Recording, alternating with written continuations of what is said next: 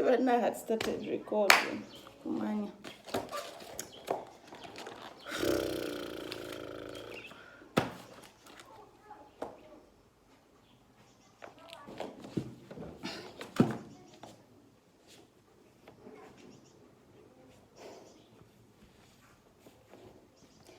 You guys, my belly is like a bullet flying out of the chamber.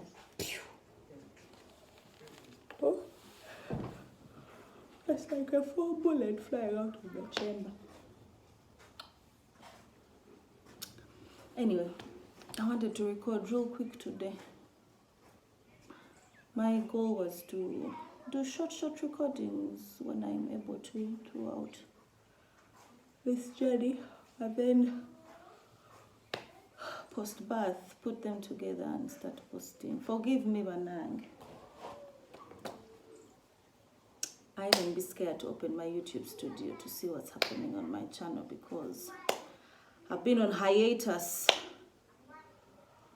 But I don't intend to give up. Like someone once said, pause, rest, crawl, but don't stop moving. This is me consoling myself. Be consoled. So anyway, throughout this pregnancy, it's not been easy, physically, mentally, emotionally, especially physically. This Mochiga baby. It has not been a joke. We've had some complications. I'm right now experiencing something I can't really talk about because it's weird and a little disgusting. It's never happened to me before. Like, it's my first time. So when I found out it was happening to my body, I was like, people actually go through this. Like, this is happening to me. It starts with an H. I will not say that word, but it's just weird. It's new. My body is like, what is this? Yet here we are. Anyway, real quick, I wanted to talk about how to practice or exercise gratitude in a season of less. Like, when the season is one that is kunyigaring you, things don't seem to be working out. There seems to be as if luck. Just those dry spell seasons. How do you stay thankful through those? Because it's very easy to be thankful when you have a lot, just like it's very easy to be happy when, things are raining roses and flowers. But how do you stay thankful when things are not going your way? How do you stay thankful genuinely when, you have less, or when you don't even have at all? I'll start here. Someone once said it's very easy to be thankful when you have plenty, right? But it takes a true heart of gratitude to remain thankful when the tables turn. That's when you have less or none at all. So how then do you remain thankful? How do you practice gratitude? This is something that I have had to exercise throughout this journey. Like, I'm talking from experience. I'm not just here foiring with you. I'm talking from experience, and I hope that whenever I do upload this, or whenever it is that you watch this, that it speaks to you. Number one, steer clear of comparison. Poof! If this is comparison, be the other side. If this is comparison, be the other side. If you see comparison coming at you like this, divert.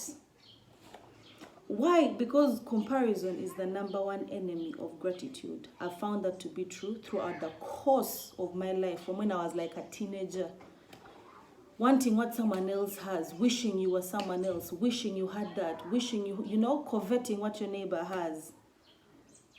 It's like the number one enemy of gratitude, of being thankful. Why? Because with comparison comes grumbling. I'm not lying.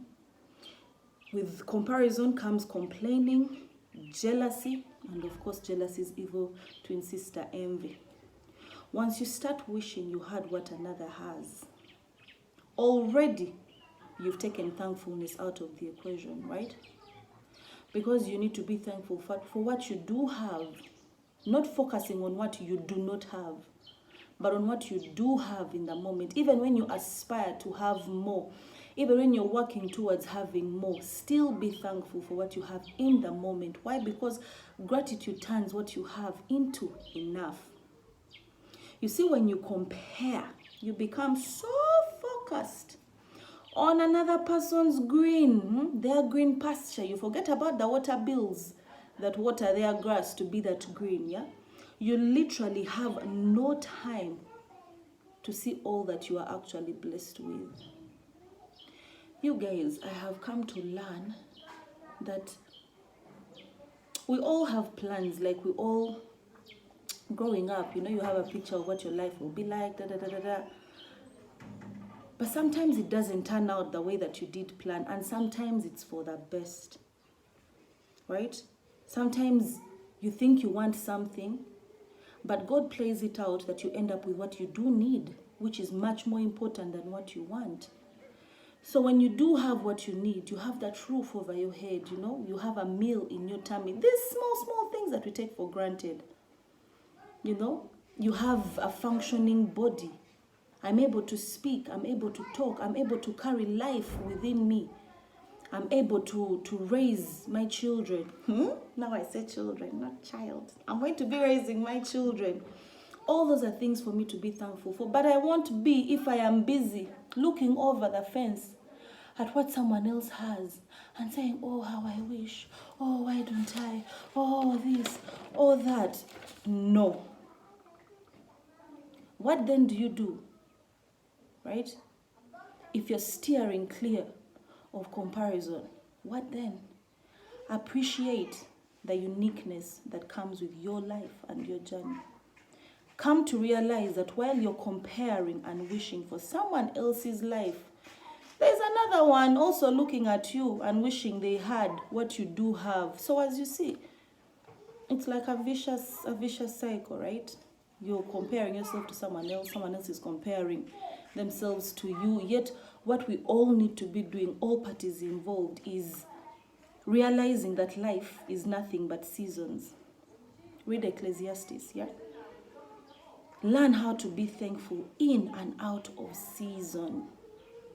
Know that your journey, another person cannot be able to carry. Your burden, another person cannot be able to carry. Carry your cross. Live your life, the life and the cards that have been dealt to you. Live them as best as you can without comparing. It can be hard. But instead of comparing, appreciate your life, appreciate your journey, your uniqueness, your peculiarity, and learn how to be thankful in and out of season. 2, you can also practice gratitude or thankfulness in seasons of less by renewing your mind daily to walk in faith and thankfulness. By definition, to renew means to resume after an interruption, right? You resume something after it's been interrupted. So in a season of plenty, when you look around, what do you see? You see plenty, right? It's like old MacDonald. Plenty here, plenty there, everywhere, plenty. So it's easy to be thankful, right? But when less or struggle interrupts that plenty, how are you going to resume? How are you going to renew your mind after that interruption, right? You've been on a road of plenty here, plenty there. Things are good, blasting, blah, blah, blah. It's all rainbows. And then less or none at all interrupts that. Like I told you, life is seasons. What then? When that season of less comes, and that rosy season, that season of plenty here, plenty there, is interrupted, you are going to have to learn how to renew your mind, your heart, your soul, and spirit to stay thankful. Because it's very important how you bounce back from that interruption. It makes all the difference between whether you will exercise thankfulness or you're going to go down the rabbit hole of complaining, grumbling, being jealous, being envious. So then, you might be asking yourself, Sandra, how is it that I bounce back? How is it that I bounce back from those interruptions that come? Because we know they can come. In life, when it rains, it pours. Sometimes it can feel like things have decided to go wrong all at once. How do you bounce back from that and still exercise gratitude and still say, Lord, I am thankful. I am thankful for what I do have, for who I do have. This is how. I have learned to, on a daily basis, somehow ask God, ask the Holy Spirit to open my eyes to everything that I have. That roof that I have over my head, my good health, my functioning body organs, the clothes on my back. And that is what gratitude does. It turns what you have into enough. I love this saying. Gratitude turns what you have into enough. At the start and end of each day, take a mental note of all that you do have. Give thanks. Renew your mind. Resume after all those interruptions that come. Resume to be thankful. Resume to remind yourself to focus on what you do have, not what you don't have. That even as you walk by faith and not by sight and expect all the good things that God does have in store for you, still rejoice. Bask in that season. Even when it is less, bask.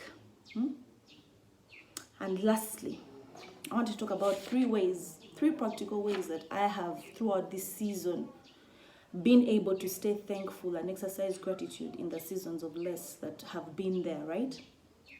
Lastly, this one we shall disagree to agree or agree to disagree, but it really is a practical way to stay thankful in seasons of less. Practice being a blessing to others. Say it with me. Practice being a blessing to others. Guys, I have been frustrated through this journey. I have cried. I have been emotional. I have... my husband, Banang, is the witness. I think he can't wait for us to give birth. Because it has been a roller coaster, right? And I know that being a blessing to others when you yourself are going through a tough season really takes a lot. To take your eyes off of yourself and onto someone else, or to offer a hand to someone who is drowning. When you yourself are drowning, you're like, it doesn't balance, right? It's really hard to, to take in, but humanly speaking, when you're going through less, straight away, this is where your mind goes to. And I've experienced it in all honesty, right? If like I'd say, conversations change lives. So honesty is something that I want to exercise with you guys. You'll be like this when you don't have. And I'm here telling you to be a blessing to someone else. So I don't have, but I should give to others. I hardly have anything, but I should share. I'm here drowning, but I should offer my hand to that person so that, they don't drown. Yes, that is exactly what I'm saying. Why? Because true giving must cost you something. You know that widow who gave all of her copper coins? That was all that she had. It cost her to give, but she did. That is true giving. So can you imagine how humbling it must be, or how pleasing it must be to God when he sees you in your season of nothing, or in your season of lack, you don't have, but he sees you humbling yourself and giving at a cost. Like, it literally feels like you're cutting off this hand to give or to be a blessing, but he sees you doing it anyway. Can you imagine how it must please his heart, right? If I have 20 pairs of shoes Giving away one like this, it won't really cost me anything. I have 19 left, of which 19 is even a big number. But if I have just the one, and I see someone else who needs it way more than I do, and I get that one and I give it away, believe me, it's coming at a cost, but that cost is not in vain. Why? Because when you give, you're opening yourself up for another blessing to come your way. And what you have just given, as hard as it was, God will work it out for you. God works behind the scenes. He will work it out for you. So in your season of less, remember to renew your mind, to be thankful, to walk in faith. Remember to practice being a blessing to other people. And remember to steer clear of comparison, right? I've come to learn, I worry no more. I worry no more. Like I stopped worrying, even when worry is knocking at my heart like this, like I'm looking around and things look like, fire, alarms going off. I remind myself that God always aligns things and people in such a way that I am somehow taken care of. That has been the theme of my life. I'm getting emotional. That has been the theme of my life. And it always astonishes me how he does that, right? God always aligns things. God will work it out. God will work it out. One thing I know, one thing I have come to learn, and I know by heart, is that God will work it out. So in conclusion, if God can use others to be there for you in your season of less, in your season of nothing, in your season of drought, your season of famine, surely let yourself be used as a vessel in someone else's season of less. That's it. I thank you. I hope this makes sense. I have about a month left till baby Raya comes. I'm very tired. I'm fatigued. I feel like she's taking so long to come. This last trimester is going like this, like a sloth. But we'll get there. Much love. You'll probably watch this after the baby has come. That's when I'll post them. Bye.